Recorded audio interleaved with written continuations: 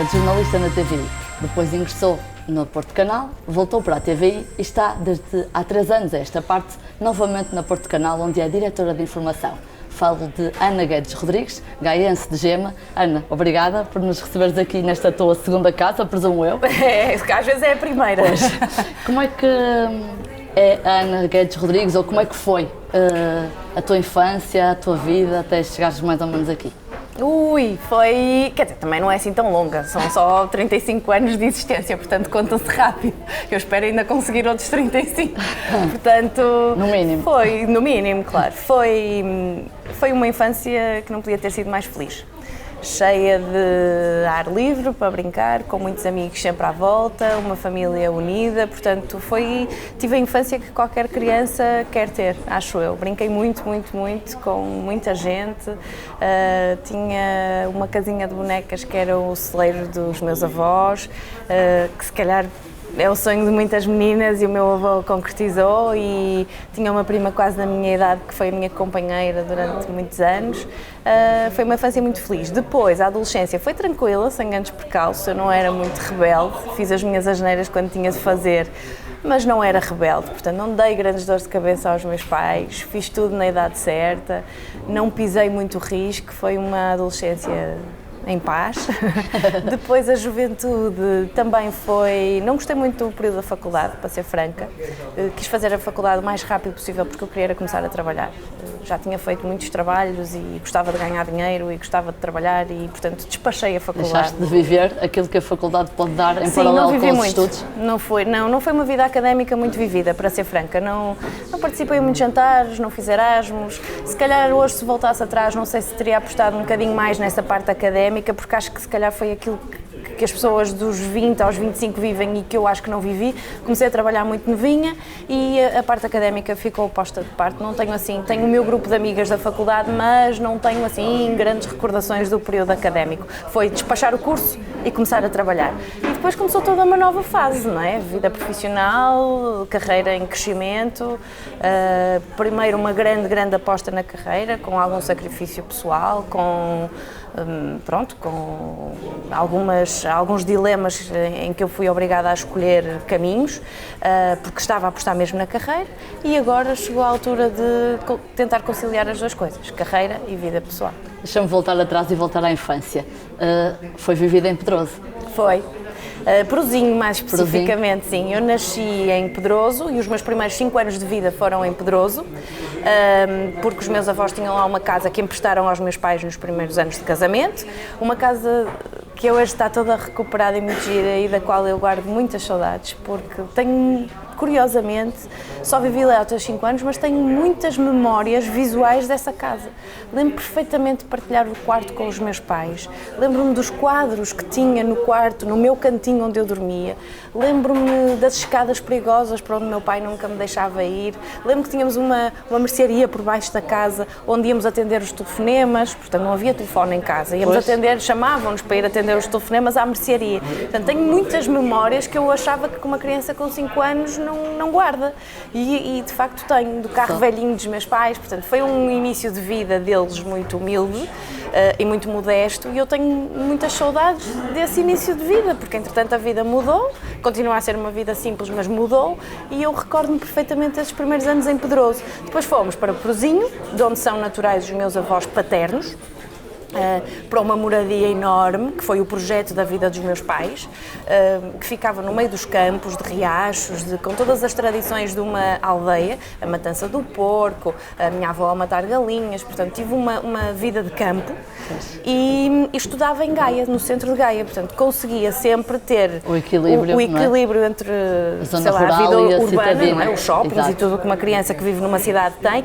e ao mesmo tempo, nas férias e aos fins de semana, era uma vida perfeitamente rural, em que tirava o leite às vacas, ia à leiteira buscar leite em cântaros, portanto, o mais rural que possam imaginar. A minha casa de bonecas era um celeiro, portanto, imaginem. E jornalismo? Foi a profissão dos sonhos? Não, de todo. O jornalismo, para começar, nunca foi visto como uma profissão, até ser adulta. Agora, quando me fazem essa pergunta, eu percebo que, quando era criança, brinquei muito a ser jornalista, muito. Mas na altura Mas inconscientemente? Inconscientemente, totalmente. Para mim o jornalismo nunca foi visto como uma profissão até ser adulta, até aos 18 anos. Era brincadeira, era um hobby, portanto fazer o jornal da escola, por exemplo, que eu sempre participei nos jornais da escola, mal comecei a escrever, era uma brincadeira. E, no entanto, se calhar agora eu vejo que já eram sinais de alguma coisa, não é? Apresentar jornais em casa para a família era a brincadeira mais divertida do mundo e agora tem tudo a ver com aquilo que eu faço, não é? Pronto, portanto, foi sempre uma brincadeira até que tive que escolher uma profissão e alguém me disse, por que não jornalismo? Jornalismo, profissão. Mas aquilo ficou.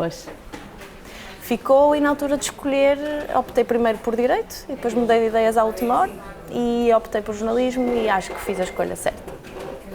Direito não teria sido um caminho que te levasse também ao jornalismo?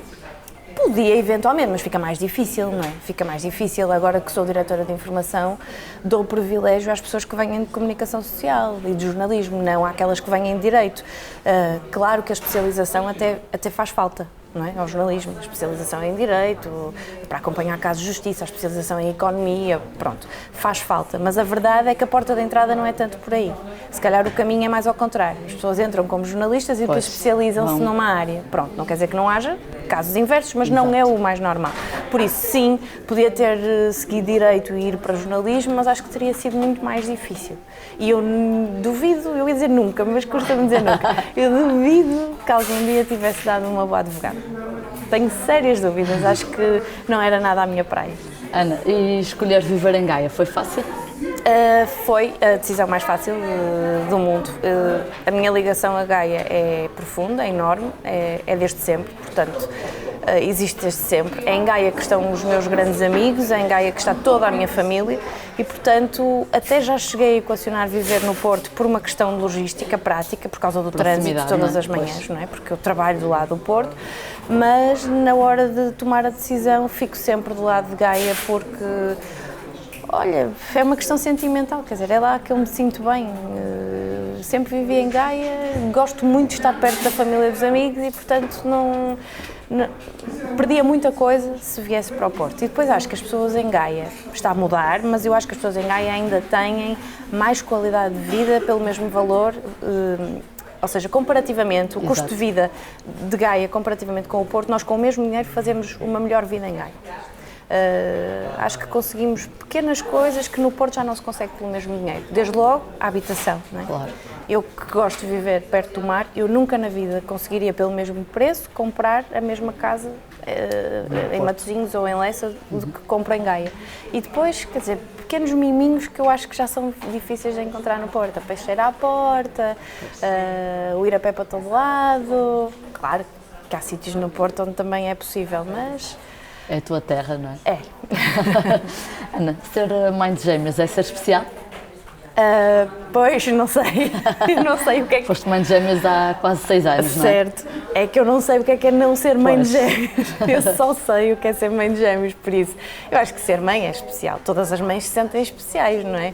Podem não se sentir especiais 24 horas por dia, mas há sempre aquele momento do dia em que nos sentimos especiais. Um beijinho de boa noite. Mãe, gosto muito de ti. Um sorriso ao final de um dia cansada, não é? Quem é que não se sente especial com isso? Acho que é um sentimento comum. Com gêmeos é dobrar. E os gêmeos é que são especiais? Eu acho que sim, sim. Isso aí não tenho dúvidas. Acho que a relação dos gêmeos, eu já suspeitava disso e agora que tenho 2 filhos gêmeos percebo que é mesmo verdade. A relação entre eles é uma relação especial. Não são só 2 irmãos. São muito mais cúmplices, são inseparáveis, muito diferentes. No caso dos meus são mesmo muito diferentes, não só fisicamente como ao nível da personalidade, mas complementam-se e eu acho que eles não imaginam a vida deles um sem o outro e, portanto, sim, eu acho que é uma relação muito especial a que se desenvolve entre irmãos gêmeos. Gostavas de ser mãe novamente? Gostava. Não vou mentir. Do gostar ao ser vai uma distância gigante, mas não vou mentir que gostava. Eu sempre gostei muito de famílias grandes. Quando olho para um bebé pequenino, morro de saudades dos meus pequeninos. Adorei a gravidez, adorei todas as fases pelas quais eles passaram até aqui e por isso confesso que adorava ser mãe outra vez. Mas? Pois, há sempre um mas. Se tenho condições para isso.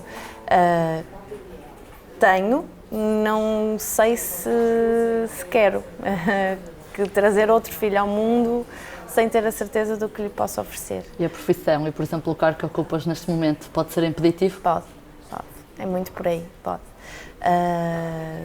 Tem sobretudo a ver com duas coisas, com o tempo que eu não tenho para eles, porque não quero ser mãe para que eles sejam criados pelos avós nem por empregadas.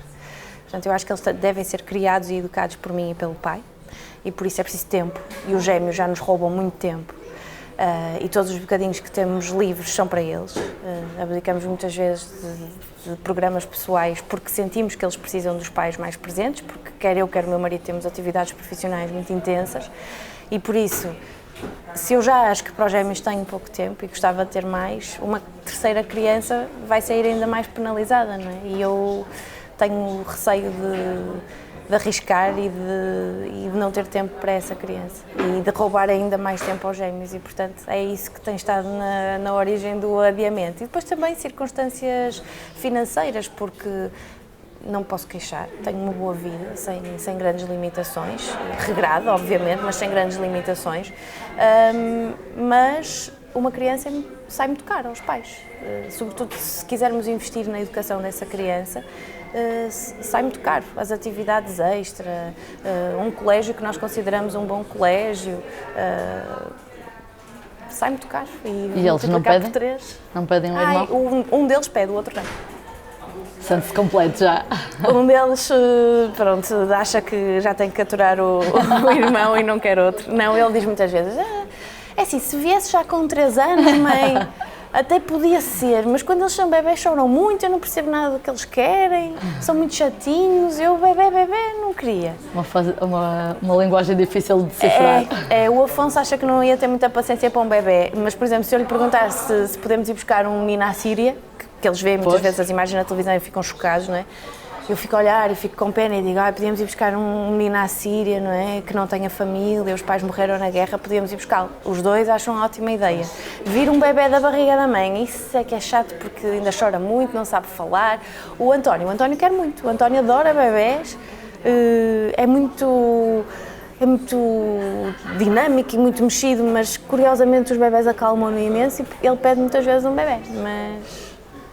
Pode ser, um dia. Um dia, sim. Ana, indo agora para a profissão, tinhas estado na TVI, vieste para o Porto Canal, depois foste novamente para a TVI. Como é que foi voltar ao Porto Canal ao fim de 3 anos, fora? Olha, para mim foi fácil, porque fui super bem recebida. Eu saí do Porto Canal sem ressentimentos, não é?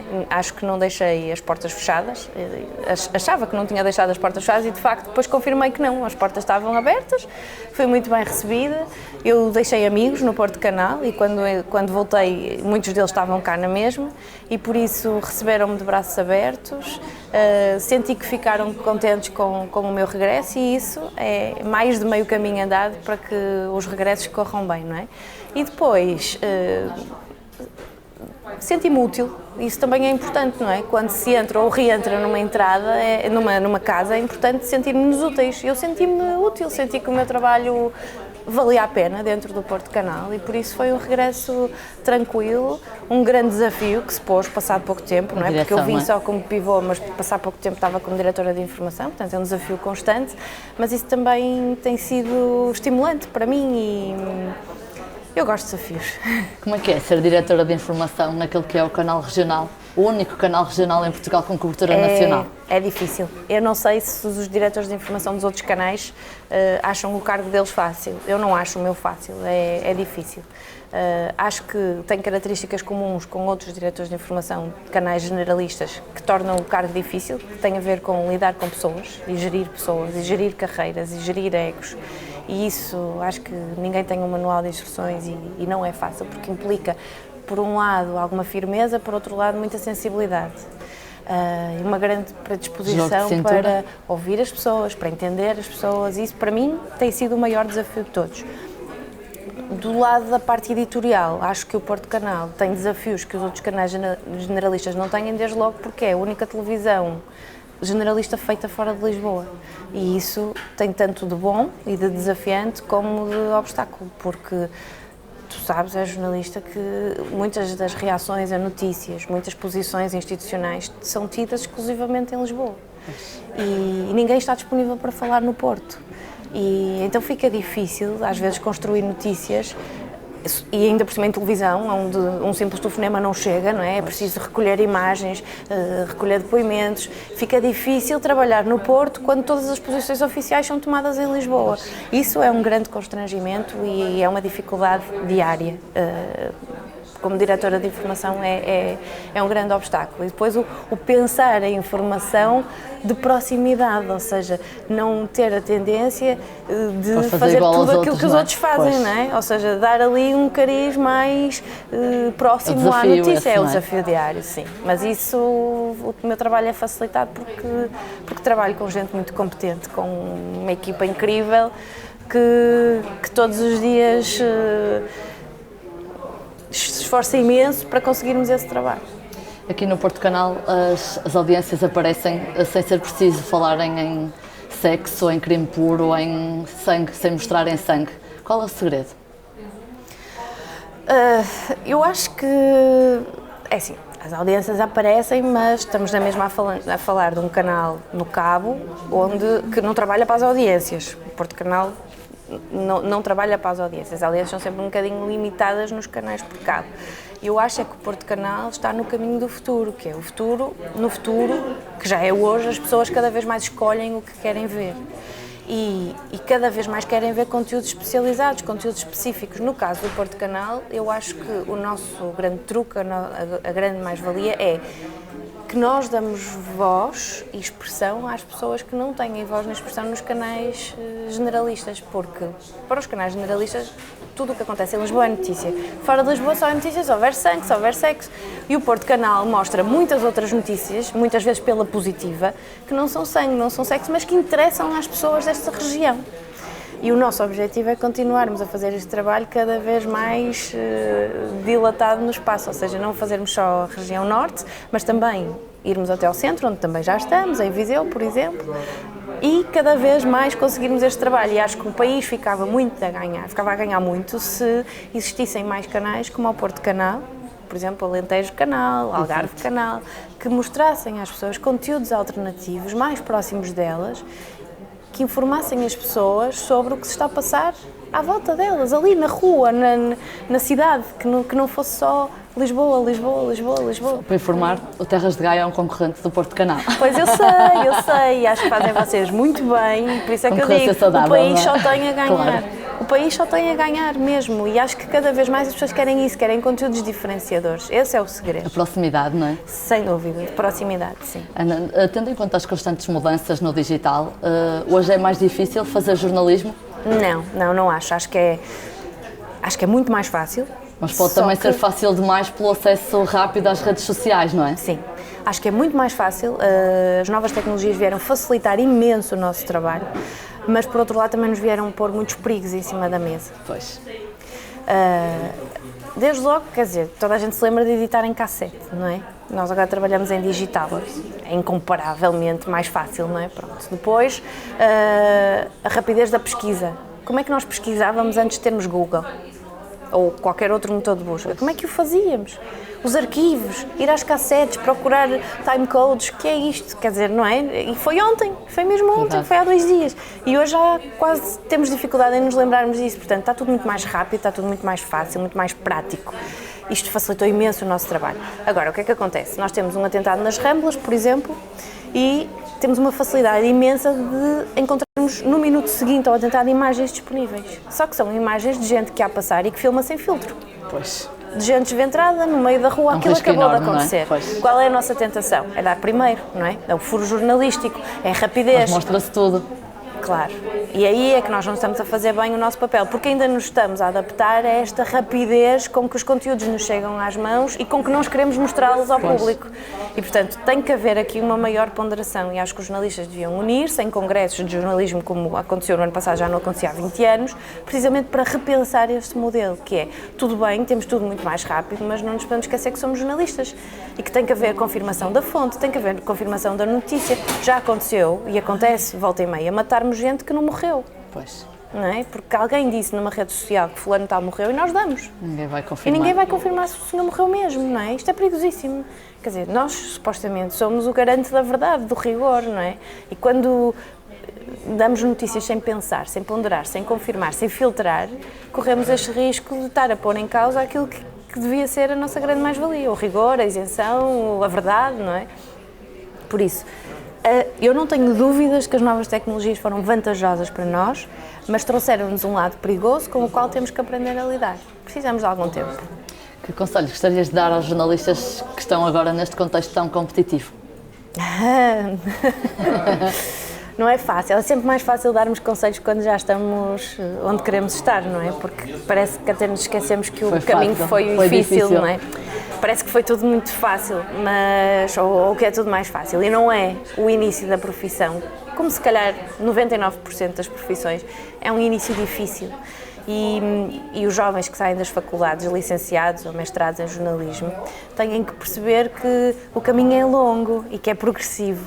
E às vezes o que eu noto nos estagiários que chegam ao Porto Canal, e que também notava quando estava na TVI, é que se calhar fruto desta sociedade rápida, de consumo imediato, não é? Que encomendamos uma coisa num site e conseguimos que essa coisa nos chegue às mãos no próprio dia, porque há entregas urgentes. Eu acho que nós estamos muito impacientes e as novas gerações estão muito impacientes e querem tudo muito rápido, incluindo as carreiras. Querem que uma carreira se construa, entraram hoje numa estação de televisão e amanhã já querem ser pivôs.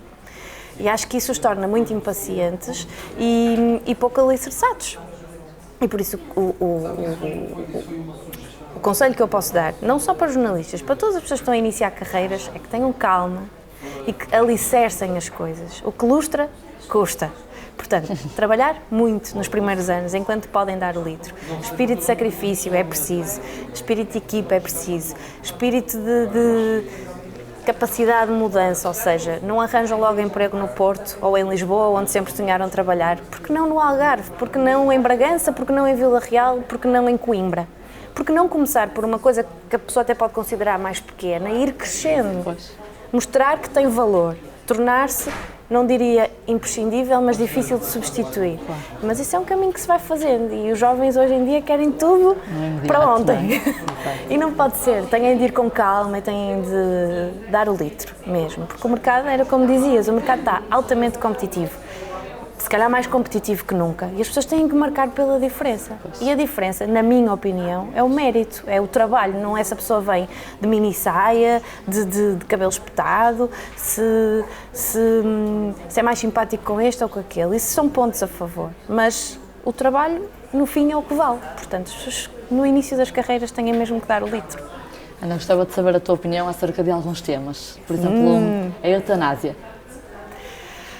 Olha, se calhar é dos temas fraturantes sobre o qual eu tenho mais dificuldade em ter uma opinião. E ainda no outro dia moderei um debate sobre eutanásia, com pessoas super interessantes e muito especializadas no assunto, com diferentes posições, e eu achei que no final desse debate ia sair esclarecida e com uma posição concreta sobre o tema, e não tenho. Essa é a verdade, eu não tenho uma posição sobre o tema, porque a eutanásia divide-se em muitos patamares. E envolve depois também muitos sentimentos, não é? Cenários possíveis. Sim, porque, por exemplo, uma coisa é a eutanásia voluntária, que é eu dizer que enquanto tiver capacidade para decidir sobre a minha vida, que quero decidir sobre ela. Outra coisa é a eutanásia involuntária, que é a dado ponto eu perco a consciência, não estou capaz de decidir sobre a minha vida, mas alguém da minha família vai decidir sobre isso. Só logo aí eu já não tenho uma posição muito concreta sobre o assunto. Sou muito liberal e tenho tendência para, nesses temas, ser a favor do sim, em quase tudo, mas na eutanásia não consigo. Nas barrigas de aluguéis, tens assim? Sim, conforme está a discussão neste momento, sim, sou a favor, sim. Não como um negócio, mas como um ato de generosidade. Uma solução até, não é? Sim. As reality shows. Qual é a tua opinião sobre eles? Acho que o modelo está um bocadinho esgotado. Acho que resultou há 10 anos ou há 15, até há 10 anos atrás, acho que resultou. Acho que neste momento o modelo está um bocadinho esgotado. Eu já não sou consumidora, confesso que nos primeiros Big Brothers ainda achava piada ver um ou outro episódio. Neste momento não sou e acho que sinceramente não se aprende nada e que devíamos oferecer conteúdos um bocadinho mais educativos às pessoas. A febre da alimentação saudável. A febre não gosto. Gosto da alimentação saudável, não gosto da febre. Sou apologista de bom senso em tudo e na alimentação também. Portanto, um bocadinho de tudo, a nossa bendita dieta mediterrânica e está bom. As crianças e a sua enorme dependência sobre os telemóveis, tablets, essas coisas. As crianças e os telemóveis e os tablets acho que podem estabelecer uma relação saudável. Quando passa a ser dependência, sou totalmente contra. Portanto, sim, não nos podemos vedar o acesso. Faz sentido que uma criança brinque com um telemóvel, com um tablet, com uma PlayStation, que veja vídeos no YouTube, sim, porque não faz parte do século XXI. Hoje, não é? É o futuro, tem de ser, e eles têm de saber essa linguagem. Quando estão demasiadas horas agarrados a isso e não brincam na rua e não têm amigos, ou os amigos deles são os amigos do Facebook ou do Instagram ou do Snapchat, não. Tal como tu brincaste na rua, no Pinhal. Sim. Eu obrigo os meus filhos a brincar na rua e no campo e a sujarem-se muito e a rasgarem calças, e eu não me importo comprar sapatilhas todos os meses se as sapatilhas ficaram estragadas porque eles andaram a brincar. Para terminar, quero conhecer as tuas preferências. Vou dizer 4 itens e queria assim uma coisa breve. Um livro. Se isto é um homem, do primeiro vi. Uma comida. São assim tantas. Eu adoro comer. Não parece nada. Ai, adoro comer. Uma comida só, eu sei lá. Pronto, podem ser várias as preferências. Está bem. Caril de frango e peixe grelhado. Feitos por alguém especial? Esse caril de frango? Por mim. Isso é ótimo, estás sempre disponível, não é? Uma viagem. Camboja. E uma paixão. Os meus filhos. E é com esta paixão bonita que nos despedimos da Ana Guedes Rodrigues aqui no Porto Canal.